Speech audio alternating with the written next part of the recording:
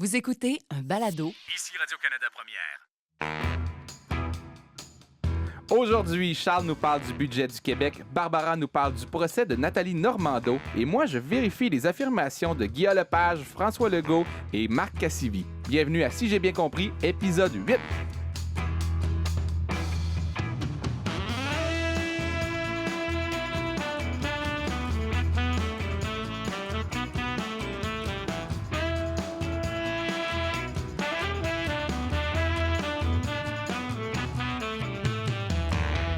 Alors, bonjour à mes deux collaborateurs qui sont de retour avec moi cette semaine, Charles-Alexandre Théoret et Barbara Judith Caron. J'ai une question pour vous.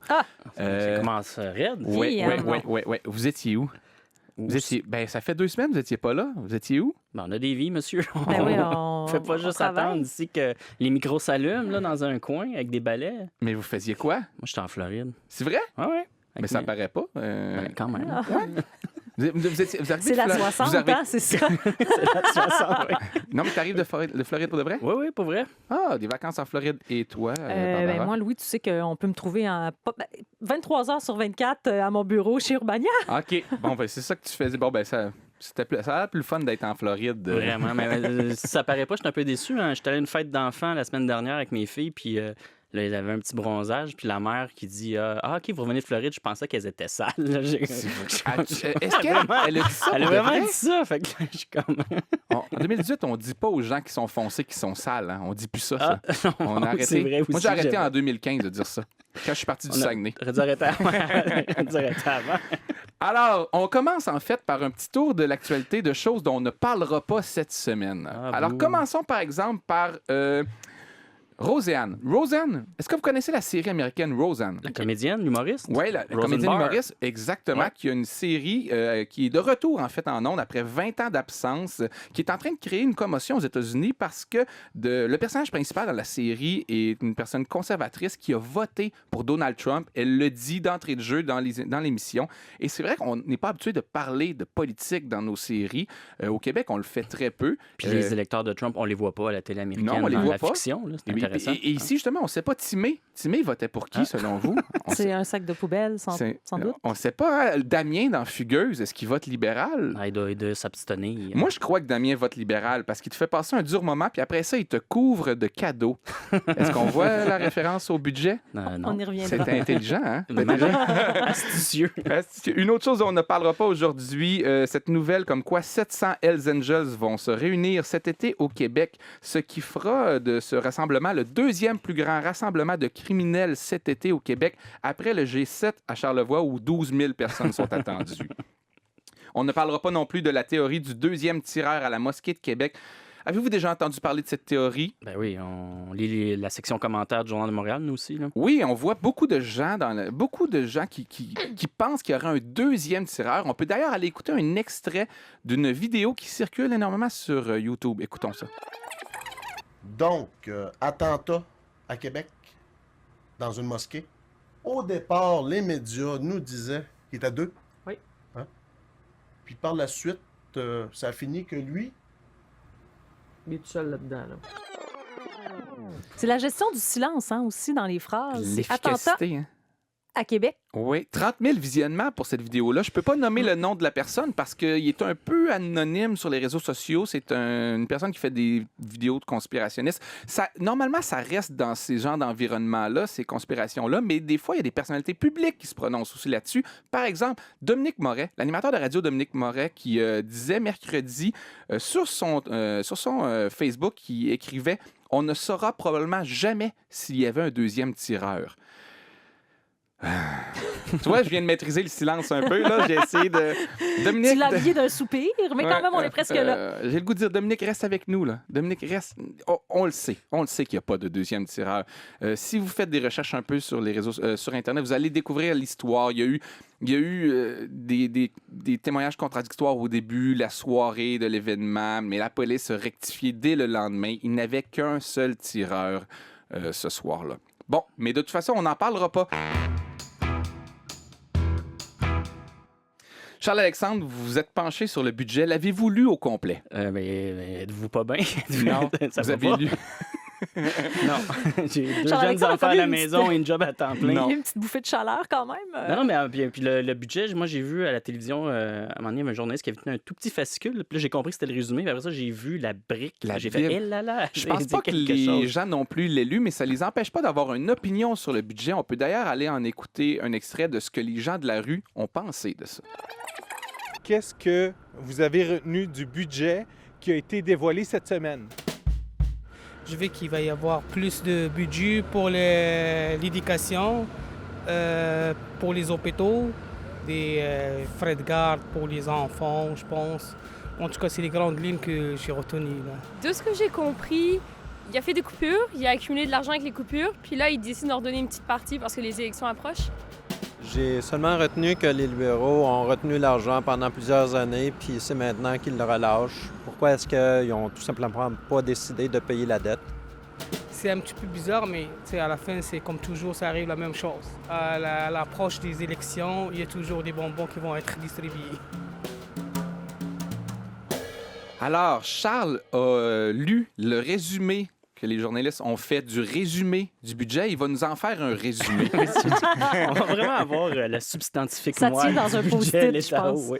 Alors, quoi 2 penser? post-it, quand Quoi même. penser de ce budget-là? Ben, c'est la question que tout le monde s'est posée cette semaine. Mhm. Ça, puis coudon, est-ce qu'on dit l'État haut ou l'État haut? Bon, ça, les deux se disent. Les deux se C'est- disent. Oui, effectivement. C'est parce que c'est un petit peu nasal. C'est parce hein, que en si tu la prononces à la portugais. portugaise, tu vas dire...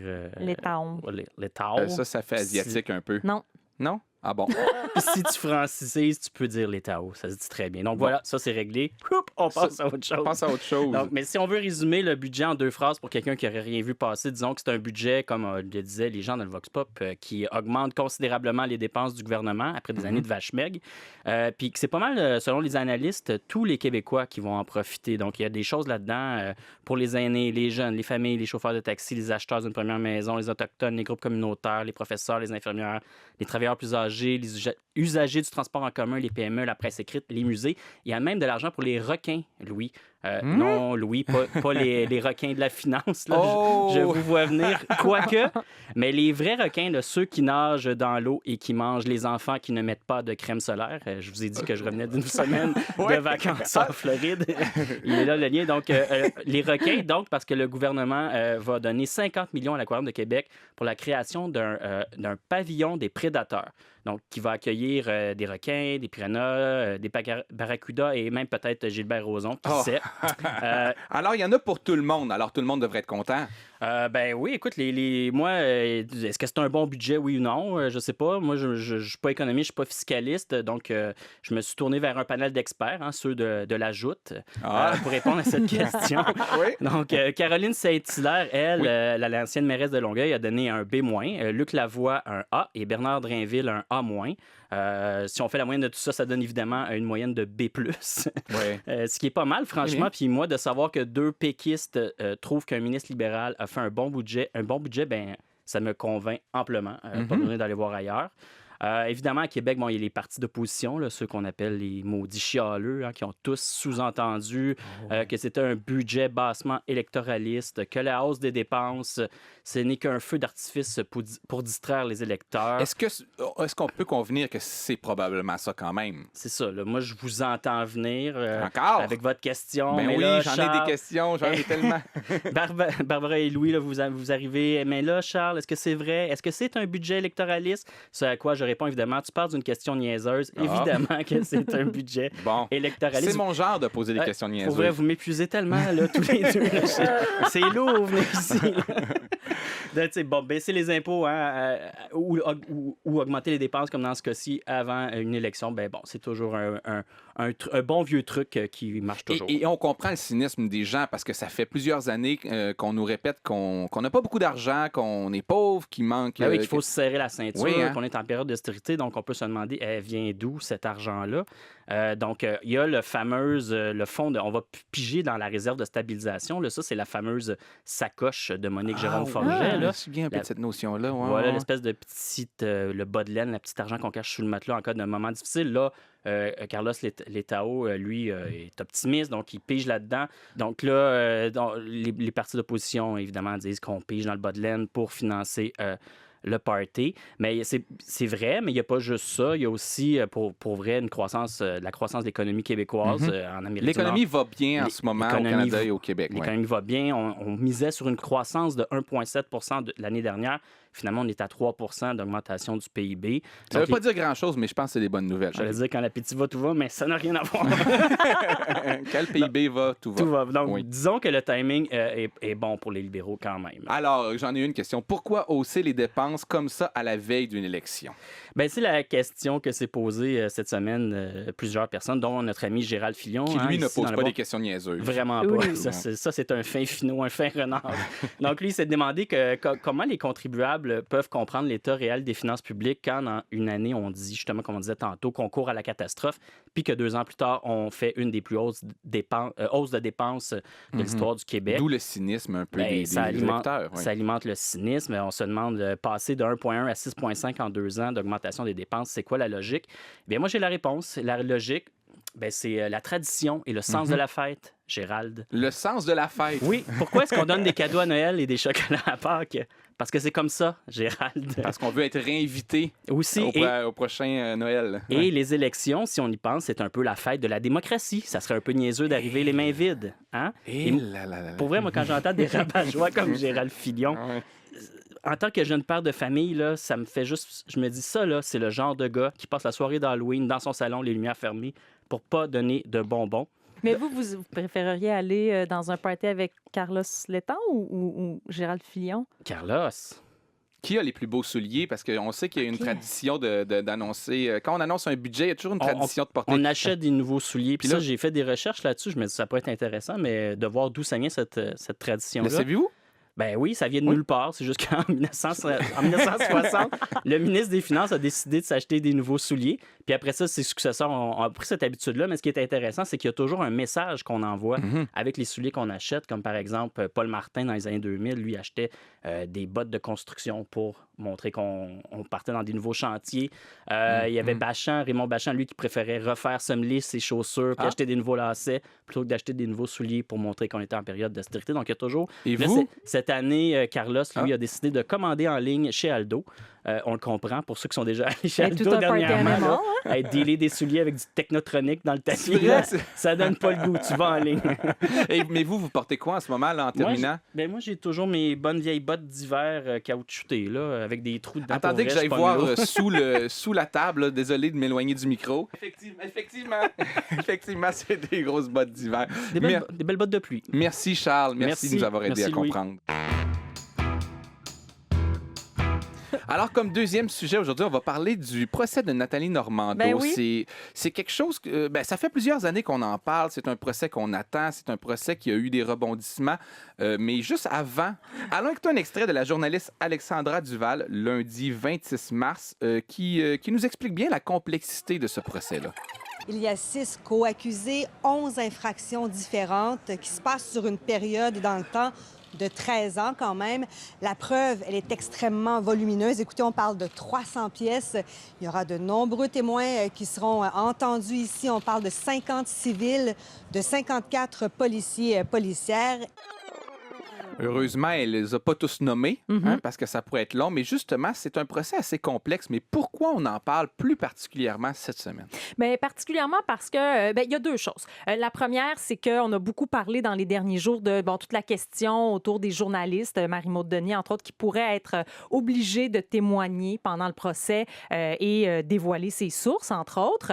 Et il y a aussi que Nathalie Normando a essayé de faire annuler ce procès-là en invoquant l'arrêt Jordan, mais ça n'a pas fonctionné. Alors, son procès va bel et bien avoir lieu au mois d'avril.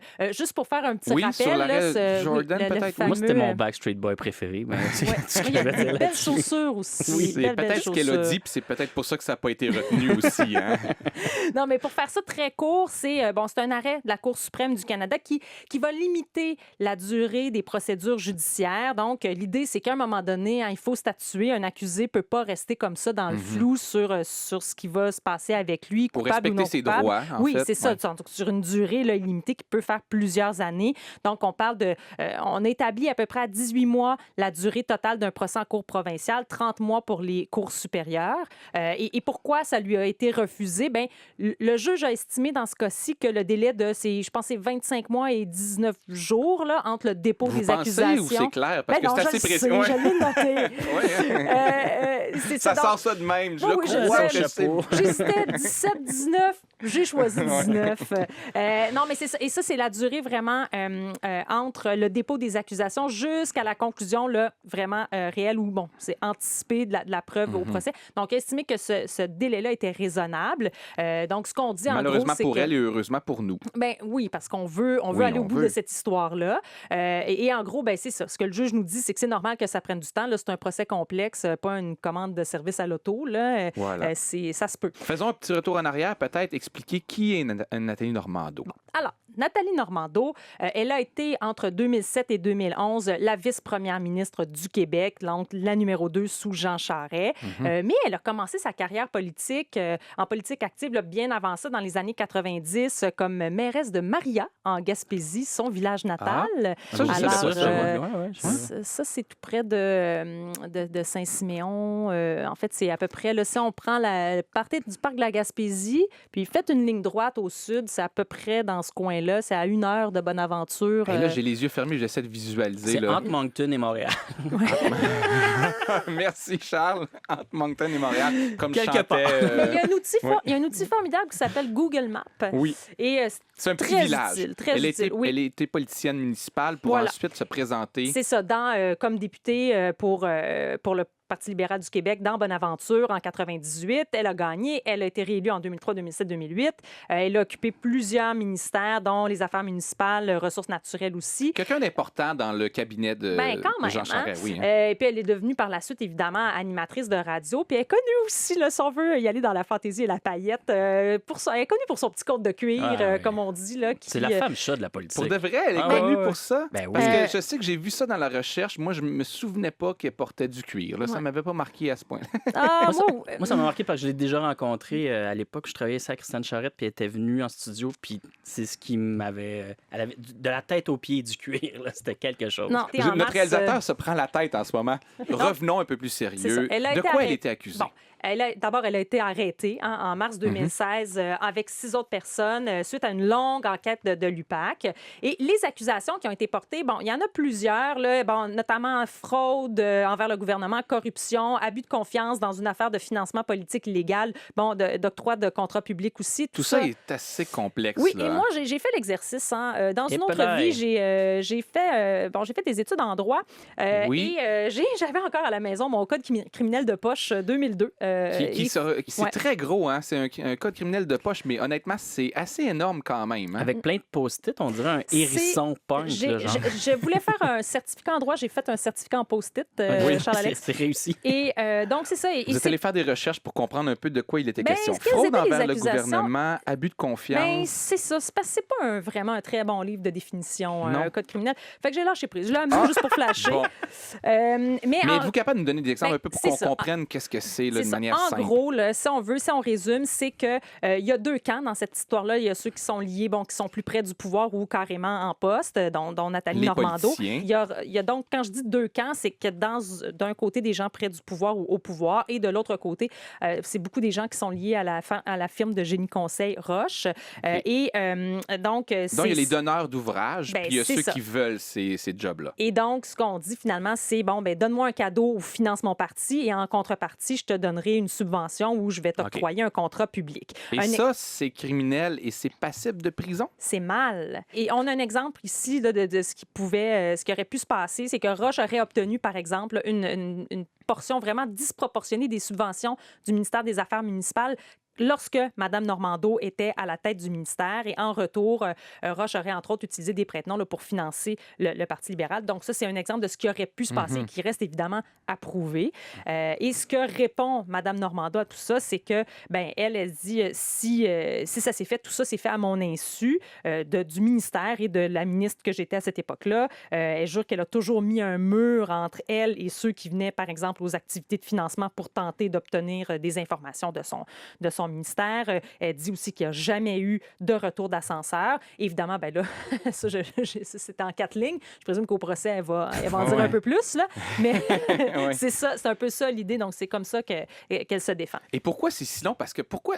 tu disais plutôt que le juge a dit que c'était un procès complexe. Ça m'apparaît pas si complexe à comprendre. Mais, en fait, il faut se ramener à l'extrait qu'on a entendu d'entrée de jeu, c'est-à-dire que c'est complexe parce que, justement, il y a beaucoup de co-accusés, il y a beaucoup de chefs d'accusation. La période qui est couverte par ces chefs d'accusation-là est très longue. On parle de plus de 10 ans. Il y a effectivement beaucoup de couches de complexité là-dedans et c'est ce qui explique que, oui, ça se peut que ça dure un petit peu plus longtemps là, que ce qui est... Et on va le savoir bientôt parce que le procès, justement, commence... devrait commencer donc au début avril. Là. On est tout prêt. OK, bon, ben parfait. On va suivre ça. Merci beaucoup, Barbara. De rien.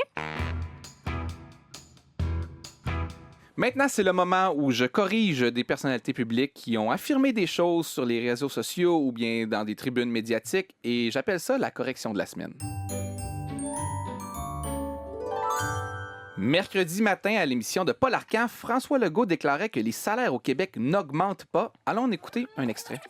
Comment on explique que les salaires n'augmentent pas au Québec? Pourquoi il y a un écart de 10 à 20 avec l'Ontario dans le salaire moyen? Si c'était si vrai que beaucoup de jobs payants, on verrait le salaire augmenter.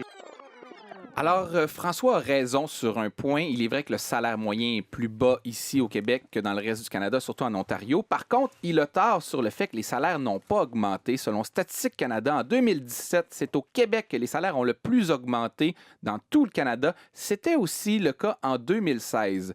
Alors, je ne sais pas si c'est voulu de sa part, s'il était mal informé ou s'il s'est trompé. Je ne sais pas exactement quelle note lui accorder. Je pensais lui donner la même note que Standard & Poor's donne l'agence de notation donne au Québec, c'est-à-dire AA-, mais il s'agit d'une beaucoup trop bonne note, surtout qu'il s'agit d'une meilleure note que l'Ontario. Alors, je lui donne pas cette note-là. Mardi, le chroniqueur Marc Cassivi écrivait un texte dans la presse pour dénoncer le manque de place de la musique francophone dans le gala Juno. Vous connaissez le gala Juno? Ben oui. Oui, bien entendu. Moi, je connais les Juno. Ah! OK, oui, les Oui. C'est lourd, c'est tellement lourd. Ah, le petit Saguenayen en moi a toujours honte de parler en anglais. Alors oui, il n'était pas le premier à le faire. Des artistes québécois et francophones s'en étaient pleins les jours précédents sur Twitter. Allons d'ailleurs entendre un extrait de l'ouverture de la cérémonie des prix Juno. Good evening, Vancouver! Alors, c'est tout. Parce que c'est à peu près l'intérêt que le Québec porte à cette cérémonie. Pour les gens qui ne connaissent pas ça, c'est le gala qui récompense la musique canadienne. C'est un peu l'équivalent du gala à disque pour l'ensemble du Canada. Et je suis allé calculer le pourcentage de nominations que chaque gala accorde à la musique étrangère, c'est-à-dire la musique francophone pour les Canadiens et la musique anglophone pour les Québécois. Parce que oui, j'ai du temps à perdre. Alors, je suis allé vérifier. 6 nominations francophones sur 213 pour le gala de Juno, ce qui nous donne à peine 3% de nominations francophones. Et à noter que 5 de ces nominations-là sont uniquement dues au fait qu'il y a une catégorie album francophone de l'année. Ah. Est-ce que la disque fait mieux selon vous? Avez-vous cette impression qu'il y a beaucoup d'artistes anglophones à la disque? Non. Beaucoup dans les catégories hors d'onde. Je pense que si tu regardes le gala en tant que tel, pas tant, mais hors d'onde, ça doit être... L'an dernier, il y avait 17 artistes anglophones en nomination sur 119 artistes, ce qui nous donne 14% d'artistes en nomination. C'est presque... 4 fois plus que le gala Juno. Et considérant que les anglophones représentent 13,5% du Québec, ils sont bien représentés dans le gala à disque. Alors, Marc Cassivi a raison. Je lui accorde la note de Sol. C'était une blague de musique. On peut partir la correction. Est-ce que la nomination de 2 frères comptait pour une ou 2 le groupe, non, les groupes étaient. J'ai calculé une seule fois les groupes. Okay. Donc, c'est juste une question méthodologique. Vous faites bien de corriger. Je ne voudrais pas vous corriger, que vous vous corrigiez vous-même la semaine prochaine. Alors, dans un tweet paru le 26 mars, c'est Guillaume Lepage qui écrivait « Pourquoi ça n'arrive jamais au tribunal que quelqu'un accusé d'avoir tué plusieurs personnes réponde « Coupable, votre honneur ». Ben oui, pourquoi? Alors, c'était avant le changement de plaidoyer de Alexandre Bissonnette parce qu'il faisait référence à ce procès-là. Alexandre Bissonnette, le lendemain, a changé son plaidoyer. Mais j'ai quand même décidé de faire une vérification parce qu'effectivement, je me suis demandé, est-ce qu'il n'y a jamais personne qui plaide coupable? Pas tout à fait. Je ne sais pas si c'est rare, mais écoutez, je suis tombé sur une étude qui parlait du Canada et qui nous disait entre 80 et 90 % des causes criminelles sont réglées par un plaidoyer de culpabilité. C'est une écrasante majorité. Par contre, ce n'est pas nécessairement des cas de meurtre, parce que les cas de meurtre sont plus graves, alors c'est un peu différent. J'ai fait des recherches sur Google, qui est un bel outil méthodologique, et j'ai trouvé plusieurs exemples de... Ça arrive plus fréquemment qu'on pense que des accusés vont plaider coupable, mais souvent, ils vont le faire à des peines réduites. C'est-à-dire que plutôt que de plaider coupable à un meurtre au premier degré, ils vont se négocier une accusation de meurtre au deuxième degré. C'était ce qu'avait fait à l'époque Karla Homolka. Je ne sais pas si vous vous souvenez de ce cas-là. Et ça avait choqué beaucoup de gens, justement, parce qu'on avait découvert par la suite qui était au courant. Exactement, de nouveaux détails. Dans l'étude sur laquelle je suis tombé, c'est même 60 % des Canadiens qui se disent contre le principe de plaider coupable. Parce que quand on plaide coupable, il n'y a pas de procès, donc on n'est pas au courant nécessairement de ce qui s'est passé. Alors, tout ça est un peu flou, c'est pas évident, mais dans tous les cas, Guillaume Lepage n'avait pas nécessairement raison dans son tweet. Du moins, ça n'arrive pas jamais comme il prétendait. Et là, je me suis penché sur la question à savoir quelle note j'accordais à Guillaume Lepage. Et comme j'ai... Oui, Guy A, oui, parce que je voudrais être réinvité un jour à Tout le monde en parle. Alors, félicitations pour ton bon travail, Guy A. C'est un excellent tweet, bien ficelé, de la dentelle. Excellent tweet, merveilleux. Alors, c'est déjà tout pour ce 8e épisode. Vous semblez plein d'énergie et de bonne humeur. Moi, j'en envie un peu. C'est l'énergie du désespoir, mon pauvre bonhomme. À l'intérieur. Alors, merci à vous deux d'avoir été là aujourd'hui. Merci à ici Radio-Canada Première. Merci à Urbania. Merci aux gens qui nous écoutent. Et je dois vous dire qu'on ne se revoit pas la semaine prochaine. On prend une petite pause de quelques semaines. On sera de retour à la mi-mai avec 2 émissions spéciales enregistrées devant public. Alors, je vous souhaite à la prochaine, tout le monde.